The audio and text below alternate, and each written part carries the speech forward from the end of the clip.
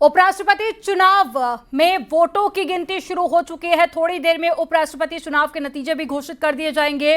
देश को आज 15वां उपराष्ट्रपति मिलेगा। तो एक बड़ी खबर आपको बता रहे हैं, देश के 15वें उपराष्ट्रपति के चुनाव के लिए वोटिंग प्रक्रिया पूरी हो चुकी है और अब काउंटिंग शुरू हो चुकी है। वोटिंग के दौरान प्रधानमंत्री नरेंद्र मोदी ने पहला वोट डाला था। विपक्ष के सांसदों ने भी मतदान में हिस्सा लिया। अब उपराष्ट्रपति चुनाव के नतीजों का इंतजार है और तकरीबन रात 8 बजे तक नतीजों का ऐलान हो जाएगा और उपराष्ट्रपति चुनाव में सीधी टक्कर एनडीए के उम्मीदवार सीपी राधाकृष्णन और विपक्ष के उम्मीदवार बी सुदर्शन रेड्डी के बीच में है। तो थोड़ी देर में नतीजे आ जाएंगे और देश को 15वां उपराष्ट्रपति मिल जाएगा। एक बड़ी खबर आपको बता रहे हैं, आज चुनाव हुआ और पहला वोट प्रधानमंत्री नरेंद्र मोदी ने डाला।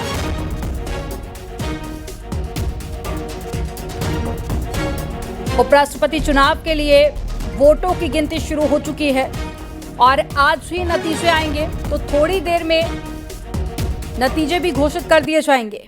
एक बड़ी खबर आपको बता रहे हैं,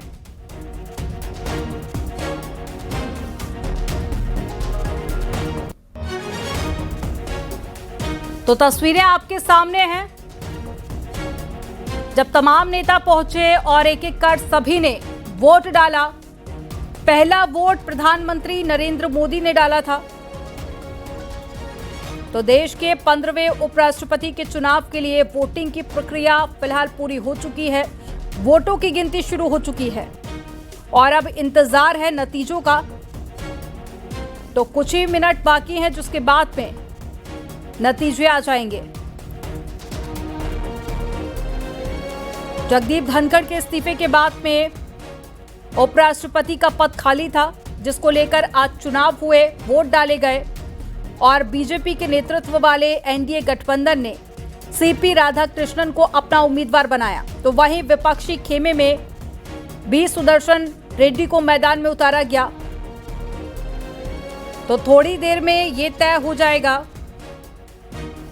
कि एनडीए या फिर विपक्ष के उम्मीदवार में से कौन उपराष्ट्रपति पद का चुनाव जीतेगा।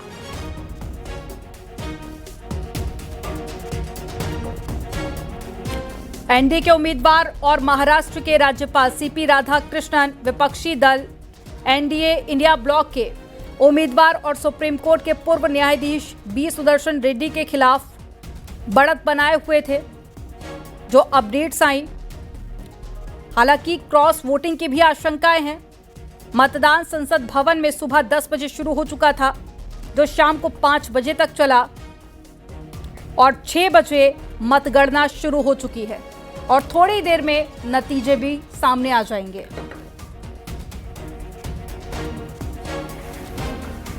और ज्यादा जानकारी के साथ में दिल्ली से अनूप गुप्ता हमारे साथ में जुड़ गए हैं।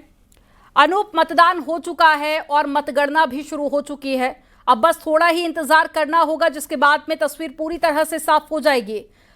लेकिन क्या अपडेट मिल पा रही है, कब तक अनाउंस हो सकता है उपराष्ट्रपति का नाम? और इसके अलावा क्योंकि क्रॉस वोटिंग को लेकर भी आशंकाएं जताई जा रही थी, तो फिलहाल क्या अपडेट है?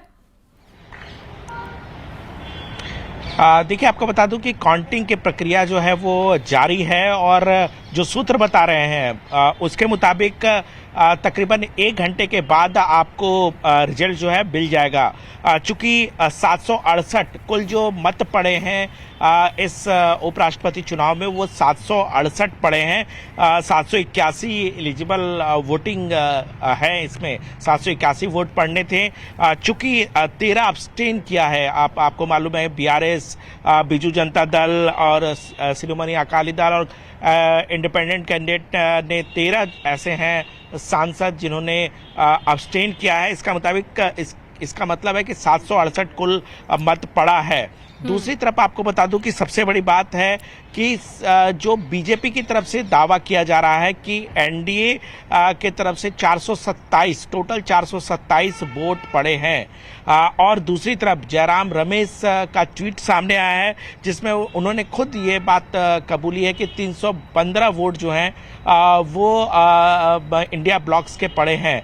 इसका अर्थ ये है, अगर सिर्फ दावों पे अगर हम जाएं, चाहे वो बीजेपी की तरफ से जो दावे किए जा रहे हैं या फिर इंडिया ब्लॉक की तरफ से जो दावे किए जा रहे हैं, यानी कि समीकरण स्पष्ट है कि आसानी से जो एनडीए के जो कैंडिडेट हैं वो इस चुनाव को जीतते नजर आ रहे हैं। यानी कि अगला जो उपराष्ट्रपति होगा वो इंडिया अलायंस के कैंडिडेट ही होंगे, ये अब साफ हो गया है। हालांकि अभी आधिकारिक रूप से, चूंकि अभी काउंटिंग की प्रक्रिया चल रही है, ऐसे में तकरीबन 1 घंटे का समय आप कह सकते हैं कि इंतजार करना पड़ेगा। उसके बाद तस्वीर जो है वो हम सबके सामने होगा। जी, यानी कि तकरीबन माना जाए 8 बजे तक ऑफिशियल तौर पर इसका ऐलान हो जाएगा।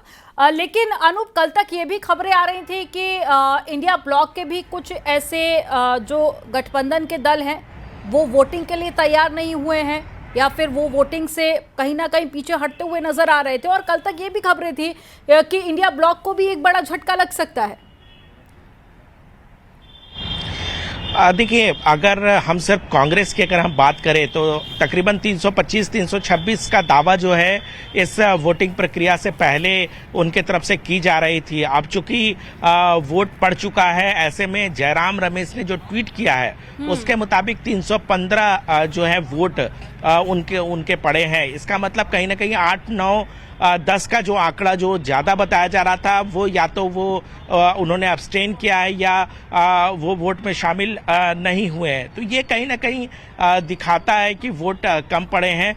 दूसरी तरफ जिस तरीके से एनडीए अलायंस का वोट उनके तरफ से कहा जा रहा है कि टोटल 100% वोट जो है एनडीए अलायंस का जो है वो टोटल वोट हुआ है। इसका मतलब है कि क्रॉस वोटिंग जैसी स्थिति शायद अभी देखने को नहीं मिल रही है। हाँ, ये जरूर है कि कुछ जरूर आपको सांसद अब्सटेन के तौर पर सामने दिखेंगे बाद में आपको, लेकिन इतना तय है कि इस पर एनालिसिस तो बाद में किया जाएगा।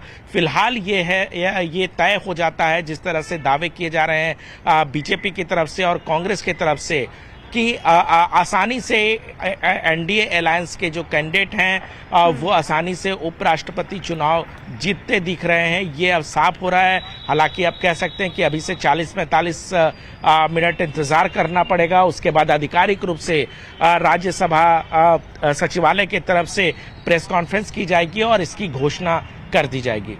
जी अनूप, जैसे कि आपने बताया कि ज्यादातर जो उम्मीदें हैं कि इंडिया ब्लॉक के ही उपराष्ट्रपति बनेंगे, लेकिन बीच में दोपहर तक खबरें ये भी सामने आ रही थी कि क्रॉस वोटिंग भी हो सकती है। हालांकि इसकी संभावनाएं बहुत कम है। तो क्या ये उम्मीद करना ठीक होगा कि लास्ट मोमेंट पर कुछ चेंजेस हो सकते हैं या फिर काउंटिंग के बाद में कुछ और भी तस्वीर सामने आ सकती है? देखिए, यहाँ एक बात बता दूं कि एनडीए अलायंस के जो उम्मीदवार हैं वो चुनाव जीतते हुए दिख